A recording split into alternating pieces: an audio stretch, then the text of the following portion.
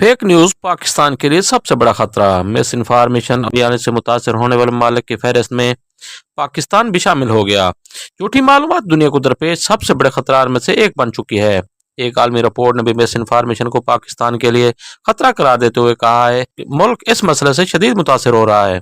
आलमी इक्तिसादी फोरम की 2024 की ग्लोबल रिस्क रिपोर्ट के मुताबिक दुनिया भर के माहिरीन ने झूठी मालूमात और गलत बयानी को आइंदा 2 सालों में कई ममालिक के लिए एक संगीन चैलेंज करार दिया है। ये मसला न सिर्फ माशरती बल्कि इक्तिसादी, सियासी और माहौलियाती शोबों में भी गहरे असर डाल रहा है। पाकिस्तान में मिस इन्फॉर्मेशन के जरिए फिरकावारियत, मजहबी तनाज़ात और समाजी तकसीम को हवा दी जा रही है, जिससे माशरती हम आहंगी मुतासर हो रही है। यह मसला न सिर्फ समाजी इंतशार बल्कि सियासी बेचैनी, जमहूरी इदारों की साख, अवामी एतमाद को मुतासर कर रहा है। आलमी इक्तिसादी फोरम की तजज़िये के मुताबिक अगर इस मसले को काबू न किया गया तो जमहूरी इदारों को कमज़ोर करने और सियासी